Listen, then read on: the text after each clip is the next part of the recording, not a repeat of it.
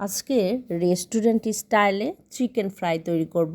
আর এই recipe follow করে যদি চিকেন ফ্রাই তৈরি করেন তাহলে রেস্টুরেন্টের থেকে কোনো অংশে কম হবে না। চলেন এর প্রস্তুত প্রণালী দেখে নেই। এখানে কয়েক পিস চিকেন নিয়েছি, রানের অংশ, আর সেগুলো একটু মাঝখান দিয়ে চিড়ে নিলাম। এবারে 1 কাপ দুধ দিয়ে দিয়েছি, সামান্য একটু ভিনেগার, আদা রসুনের গুঁড়ো, গোলমরিচ গুঁড়ো দিয়ে ভালো করে মিক্স করে নিয়ে চিকেনের পিসগুলো এখানে চুবিয়ে রাখবো প্রায় 20 মিনিটের মতো। এবারে এখানে ময়দা দিয়ে দিচ্ছি 1.5 কাপ পরিমাণ, আর দিয়ে দিচ্ছি রসুনের গুঁড়ো, গোলমরিচ গুঁড়ো আর লাল মরিচের গুঁড়ো, সেই সাথে দিয়ে দিচ্ছি সামান্য একটু লবণ। এবার খুব ভালো করে মিক্স করে নেব।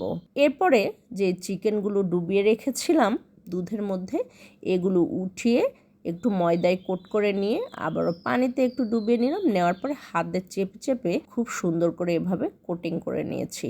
সবগুলো দেখেন এভাবে তৈরি করে নিয়েছি। এবার ফ্রাই করে নেব। চুলায় প্যান বসিয়ে পর্যাপ্ত পরিমাণ তেল দিয়ে দিয়েছি, আর ডুবো তেলে এগুলো ভেজে নিচ্ছি। দেখেন কত সহজেই তৈরি হয়ে গেল রেস্টুরেন্ট স্টাইলে চিকেন ফ্রাই। এবার একটা সস তৈরি করে নিচ্ছি চিকেনের সাথে খাওয়ার জন্য। 4 টেবিল চামচ মেয়োনেজ দিয়ে দিলাম, টমেটো সস, চিলি সস, রসুনের গুঁড়ো আর গোলমরিচ গুঁড়ো দিয়ে খুব ভালো করে মিক্স করে নিলেই কিন্তু দুর্দান্ত স্বাদের এই সস রেডি। চিকেনের সাথে খেতে কিন্তু খুবই ভালো লাগে।